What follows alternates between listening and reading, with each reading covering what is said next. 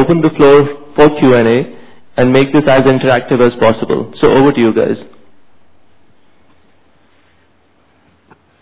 We need some people to, yeah, so there's mic there.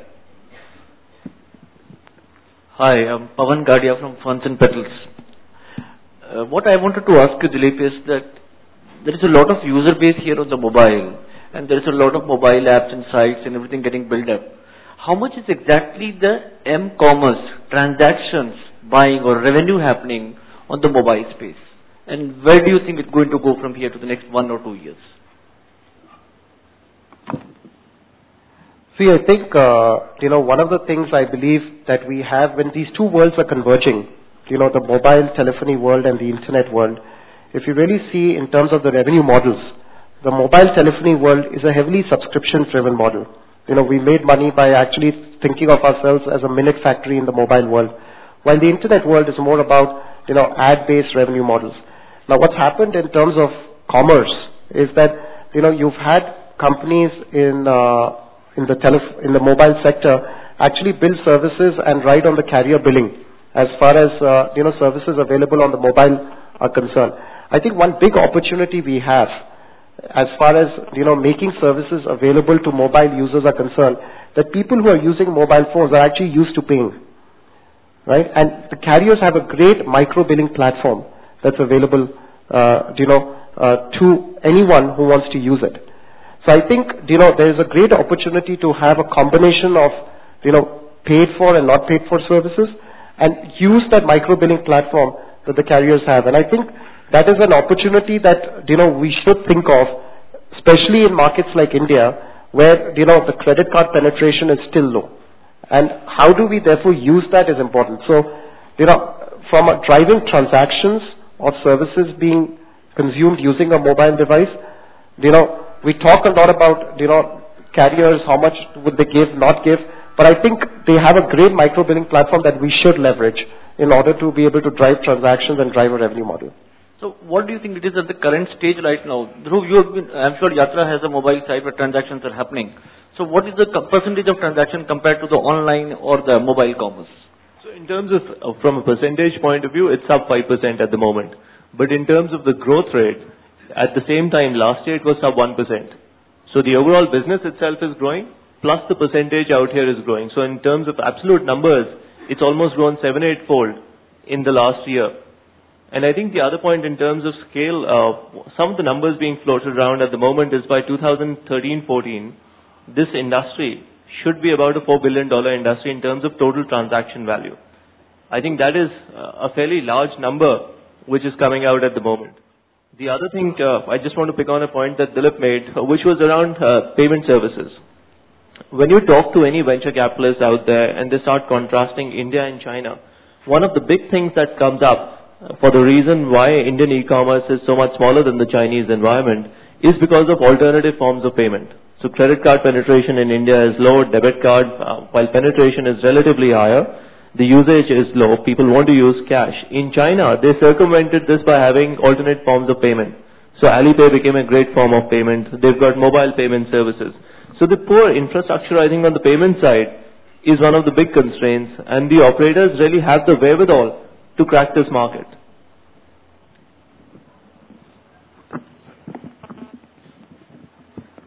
Good afternoon. I'm Karan Sehgal from Aircel. My question is actually in terms of taking it to 800 million, as you said. As I see it, you have three types of internet users. One who have already experienced internet on a device which is other than the mobile phone. The second is for who mobile phone is the primary access for internet. And the third is the one who has never even heard of what internet could be today. We all look at the cities as the key focus areas, whereas the rural is where everybody is headed. How do you actually look at converting the straight line growth into an exponential growth by tapping into the third factor,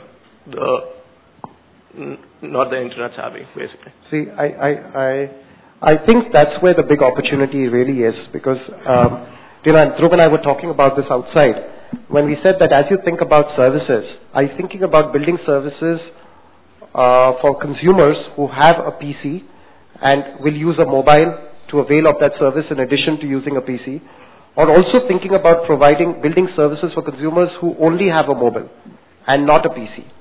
And therefore, when you look at that third category, right, there's a good chance that they have a mobile, right, but they do not have a PC.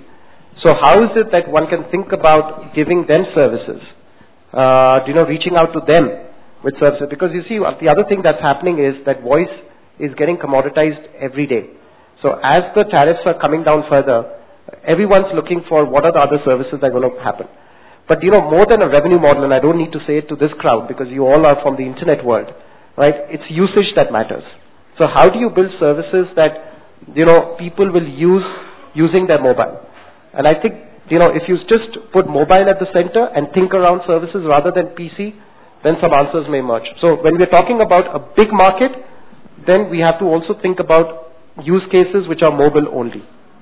So I would say that, that's a necessity if we were to think big. Just to add to that, I think there has to be a bit of push and pull also. So while there is a push which is being adopted by the manufacturers in terms of bringing down the cost of the device, I think people in this crowd are the guys who have to drive the consumer pull by putting together services which attract the customer and ask him to really go and get that device. So I think the combination of the two is what will really drive the growth in the industry. It's not going to be either or.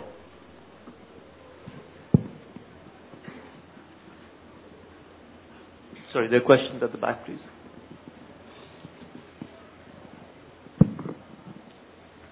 Hi, I'm Navdeep from TNS. This question primarily is for Mr. Dilip. As a manufacturer, we as a market research agency do different kinds of researches, and we have found out that people actually who are using phones, even people using smartphones, are not aware about the kind of the power they have in their handset. In fact, a recent survey that we did, almost 50% of people are not aware that they are owning smartphones.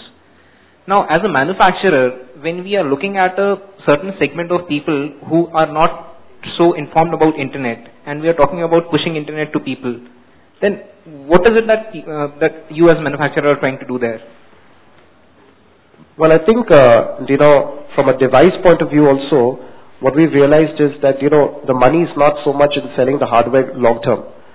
We have to think about, what people are doing with the device rather than just, buying a piece of hardware.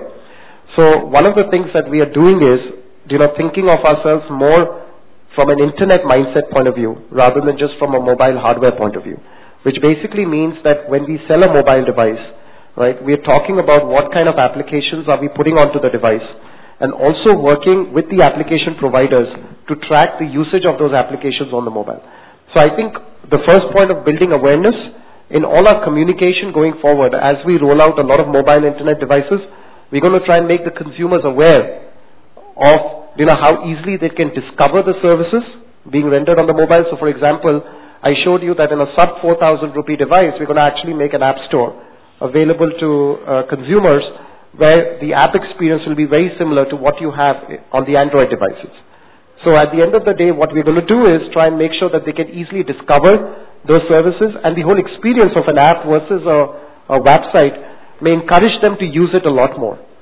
So, ease of discovery and being able to, not only know about it, but easily use it and therefore keep using it is something that we're going to work towards educating consumers, because that's how we're going to also differentiate ourselves vis-a-vis other device companies.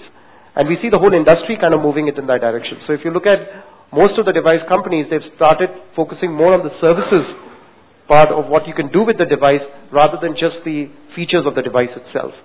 And I think that's the direction the industry is going from a devices point of view.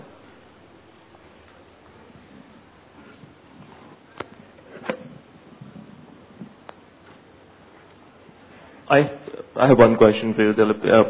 While we spoke about the Reliance Monsoon Hangama, there is also a lot of talk, at least which was there at the time, that they were able to do this and get the price point down because they went in, got equipment and hardware which was quite different, went in for a technology which was nearly obsolete, so the CDMA, and were able to bring down the price point. In the current environment, what do you think can cause that sort of a disruption? What are some of the thoughts that you would have around, being able to bring that accessibility cost down Because all the operators, like you rightly pointed out at the moment, keep talking about the high cost that they are paying for the 3G licenses. So they can't bring the accessibility cost down. So Dhruv, I think, again, going back to the mobile experience, necessity is truly the mother of invention. I think what's happened is, left with no choice, you innovate and you figure it out.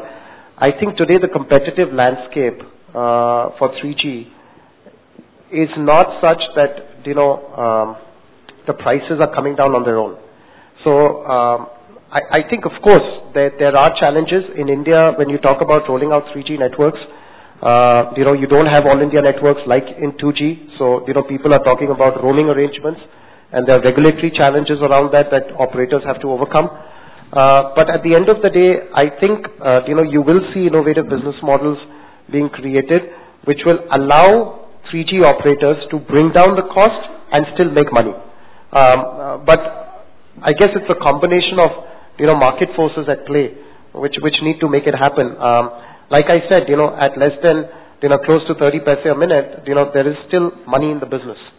I think there is the similar model possible in the 3G, arena.